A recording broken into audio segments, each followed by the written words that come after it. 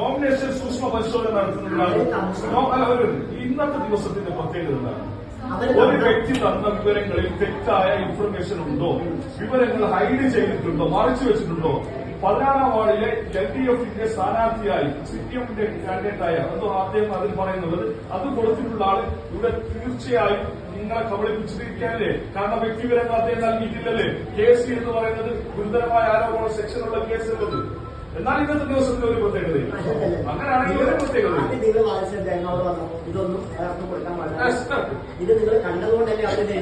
അല്ല അല്ല അല്ല നിങ്ങൾ ആക്ഷേപം കണ്ടത്, നിങ്ങൾ പുറത്ത് ആക്ഷേപങ്ങൾ ഇട്ടത് കണ്ടതുകൊണ്ടാണ്.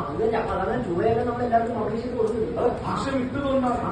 ഇപ്പൊ ഞാൻ ചോദിക്കട്ടെ, ഇപ്പൊ ഇവിടെ രാഷ്ട്രീയപരമായിട്ട് അല്ലാത്ത ആളുകൾ സ്വതന്ത്രമായിട്ട് മനസ്സിലാക്കുക. ഒരു വ്യക്തിയുടെ ഇൻഫോർമേഷൻ മറ്റൊരാൾക്ക് അറിയുന്നത് എങ്ങനെയാണ്? അദ്ദേഹത്തിന്റെ കേൾക്കുന്നത് അന്വേഷിക്കുമ്പോഴാണ് അല്ലെ? ഇപ്പൊ നിങ്ങൾ സർക്കാർ ഉദ്യോഗസ്ഥനാണ്, അതല്ലേ ഞാൻ അതാണ് പറയുന്നത്. അപ്പൊ അങ്ങനെ എന്തുകൊണ്ടാണ് ഞാൻ ഈ വ്യക്തിയെ കുറിച്ച് അന്വേഷിക്കുന്നത്? അപ്പൊ ഇങ്ങനെ ഒരു കേസ് അതല്ല ഇന്നലെ പോലീസ് അറസ്റ്റ് ചെയ്തു. പക്ഷെ ഇത് സ്ട്രോങ് ആണ് സിസ്റ്റം. ഞാൻ ഇന്ന് വാദിച്ചു, ഞങ്ങൾ കോടതിക്ക് പോകും, കോടതി കാര്യങ്ങൾ പ്രൂഫ് ചെയ്യും, പിന്നെ ഞങ്ങൾ സമ്മതിച്ചു കൊണ്ടു പിന്നെ കൂടി ആക്കുകയും ചെയ്യും. പക്ഷെ ഇത് ഒരു രാഷ്ട്രീയ പാർട്ടിയെ സഹായിക്കുന്ന നിലപാടാണ് സർ. കേരളത്തിൽ മംഗൽപാടിയിൽ മാത്രമല്ല ഇലക്ഷൻ നടക്കുന്നത്, എല്ലാ പഞ്ചായത്തുകളിലും ബ്ലോക്കുകളിലും ജില്ലയിലും കോർപ്പറേഷൻ മുനിസിപ്പാലിറ്റി തെരഞ്ഞെടുപ്പ് നടക്കുന്നത്. ആർപിമാർ മറ്റൊന്നുണ്ട് 6 മാർ ഒന്ന് നിങ്ങൾ ഡിസ്കസ് ചെയ്തു.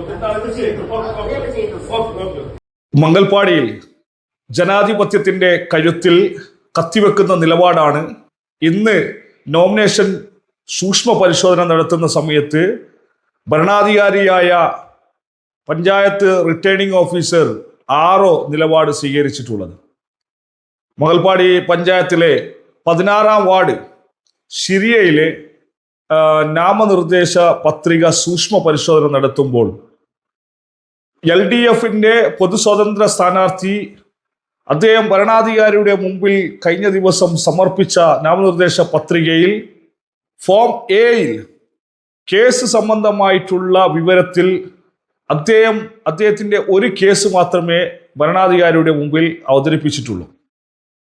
UDFന്റെ മുസ്ലിം ലീഗിന്റെ സ്ഥാനാർത്ഥി അദ്ദേഹത്തിന് മറ്റൊരു കേസ് കൂടി ഉണ്ട് എന്ന് കൃത്യമായി ഭരണാധികാരിയുടെ മുമ്പിൽ തെളിവ് സഹിതം ഹാജരാക്കുകയും നിലവിൽ ആ കേസ് മഞ്ചേശ്വരം പോലീസ് സ്റ്റേഷനിൽ 2024 ഒരു സ്കൂളിൽ അതിക്രമിച്ച് കയറുകയും അവിടെ ഉണ്ടാക്കിയ നാശനഷ്ടത്തിനെതിരെ അക്രമത്തിനെതിരെയാണ് കേസ് രജിസ്റ്റർ ചെയ്തിട്ടുള്ളത്.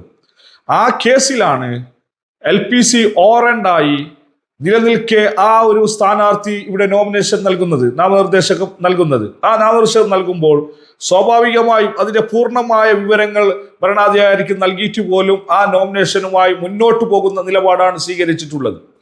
നമുക്കറിയാം, സിറിയയിൽ നിലവിൽ UDFന്റെയും അതുപോലെ LDF പൊതുസ്വാതന്ത്ര്യം മാത്രമുള്ളൂ. കാലകാലങ്ങളായി BJP മത്സരിക്കുന്ന ഒരു സ്ഥലമാണ്. BJPയും CPMും അന്തർധാര സജീവമാണ് അവിടെ. ഇവിടെ ഭരണാധികാരി CPMന് അനുകൂലമായ ഒരു നിലപാടാണ് സ്വീകരിച്ചിട്ടുള്ളത്. ഞങ്ങൾ ഇതിനെതിരെ ശക്തമായ നിലപാടുമായി മുന്നോട്ട് പോവുകയാണ്, നിയമ നടപടിയുമായി മുന്നോട്ട് പോവുകയാണ്.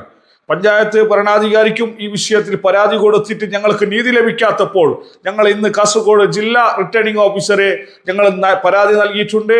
ആ പരാതിയുടെ ഒരു തീരുമാനം വരാൻ വേണ്ടി കാത്തു നിൽക്കുകയാണ്. വരും ദിവസങ്ങളിൽ ഇത് നിയമ നടപടിയുമായി ബന്ധപ്പെട്ട് കോടതിയെ സമീപിക്കുകയാണ്.